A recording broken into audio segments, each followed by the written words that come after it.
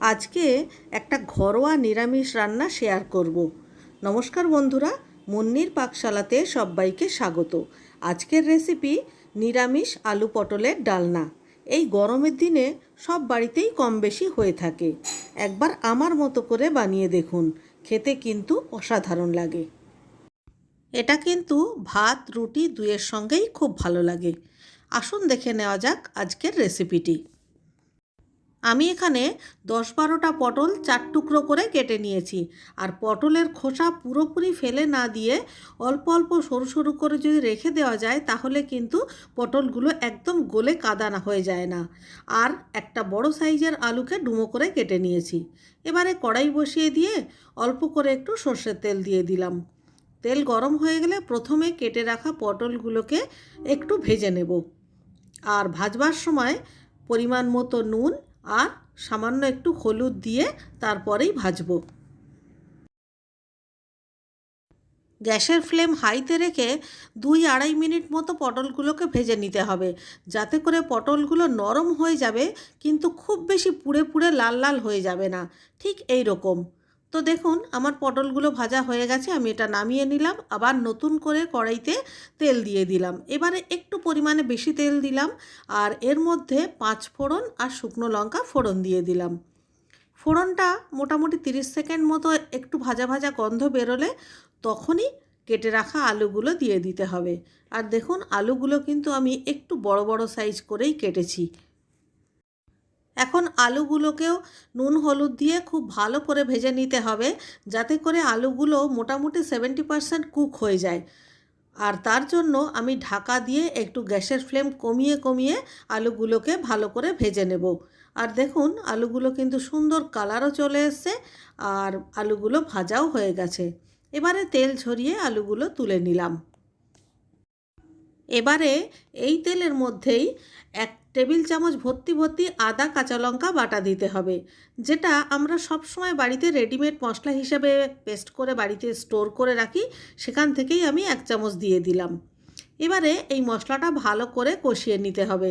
যতক্ষণ না পর্যন্ত এই কাঁচা মশলার কাঁচা গন্ধটা চলে না যায় ততক্ষণ পর্যন্ত মশলাটাকে কষিয়ে নিতে হবে। তো দেখুন 1 মিনিট মতো নাড়াচাড়া করবার পর মশলাটা কিন্তু কষা হয়ে গেছে। এইবারে এর মধ্যে একটা বড় সাইজের টমেটো মিক্সিতে পেস্ট করে দিয়ে দিচ্ছি। এই সময় পাকা একদম লাল টুকটুকে টমেটোটা নেবেন, তাহলে তরকারির কালারটা খুব সুন্দর হবে। তো এইবারে টমেটোটাও ভালো করে মোটামুটি কষানো হয়ে গেছে। এখন কিছু গুঁড়ো মশলা অ্যাড করব।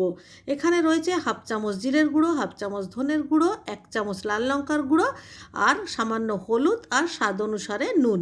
সমস্ত মশলাগুলো এর মধ্যে দিয়ে দিলাম। এখন এই সমস্ত মশলা ভালো করে আবারও কষিয়ে নিতে হবে। আর এর জন্যে সামান্য একটু জল দিয়ে দেব, যাতে করে মশলাটা পুড়ে না যায়। সামান্য একটু জল দিয়ে গুঁড়ো মশলা কষালে পরে মশলাটা কষানোও ভালো হয় আর মশলা থেকে খুব সুন্দর একটা ভালো গন্ধও বেরোয়। তো দেখুন 2 মিনিট মতো নাড়াচাড়া করার ফলে আমাদের মশলা কিন্তু কষানো হয়ে গেছে এবং আস্তে আস্তে সাইড থেকে তেলও রিলিজ করছে। তার মানে আমাদের মশলাটা একদম রেডি হয়ে গেছে। এইবারে এই কষানো মশলার মধ্যে ভেজে রাখা আলু আর পটল দিয়ে দিতে হবে। এবারে আলু আর পটল এই মশলার সঙ্গে খুব ভালো করে আবারও 1 মিনিট মতো কষিয়ে নিতে হবে। 1 মিনিট 1.5 মিনিট পর এবারে দেখুন আলু পটল কিন্তু সুন্দর কষানো হয়ে গেছে এবং সাইড থেকে আবারও দেখুন তেল রিলিজ করছে। এবারে আমরা এর মধ্যে জল দিয়ে দেব। আর আলু পটলের রসাতে খুব বেশি গ্রেভি থাকে না, সেই জন্যে আমি মোটামুটি ওই 1 কাপ মতো জল দিয়ে দেব। যেহেতু আমাদের আলু এবং পটল 70% কিন্তু অলরেডি কুক হয়েই রয়েছে, তাই 1 কাপের বেশি জল দেওয়ার কোনো প্রয়োজন নেই। তাহলে কিন্তু জল বেশি হয়ে গেলে মানে ঝোল বেশি হয়ে গেলে তরকারির টেস্ট একদম নষ্ট হয়ে যাবে। এবারে ঢাকা দিয়ে 3-4 মিনিট মতো রান্না করব।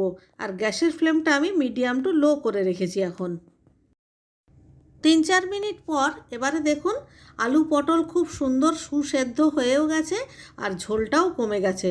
আলু পটলের রসা কিন্তু ঠিক এরকম ঝোলঝোলই ভালো লাগে। এবারে এর মধ্যে 1 চামচ চিনি দিয়ে দেব। চিনিটা দিলে নিরামিষ তরকারিতে টেস্টের একটা ব্যালেন্স হয়। আর তার সঙ্গে দিয়ে দেবো 1 চামচ গরম মশলার গুঁড়ো। এই সময় আপনারা চাইলে 1 চামচ ঘিও দিতে পারেন। আমি আজকে ঘি দিচ্ছি না, তবে আলু পটলের ডালনাতে ঘি দিলেও কিন্তু খুব ভালো লাগে। এবারে ভালো করে নাড়াচাড়া করে মিশিয়ে দিয়ে ঢাকা দিয়ে গ্যাসটা বন্ধ করে 2 মিনিট মতো রেখে দেব। 2 মিনিট পর এবারে দেখুন নিরামিষ আলু পটলের ডালনা পরিবেশনের জন্য একদম রেডি। আপনারাও এইভাবে আলু পটলের ডালনা বাড়িতে বানান, দেখবেন বাচ্চা থেকে বড় সবাই চেটে পুটে খাবে। আর রেসিপিটা ভালো লাগলে অবশ্যই একটা লাইক করবেন, কমেন্ট করবেন, আর আমার চ্যানেলে নতুন বন্ধু হয়ে থাকলে চ্যানেলটিকে সাবস্ক্রাইব করে প্লিজ আমার পাশে থাকবেন। তাহলে দেখা হচ্ছে নেক্সট ভিডিওতে নতুন একটা রেসিপি নিয়ে। সকলে ভালো থাকবেন, সুস্থ থাকবেন।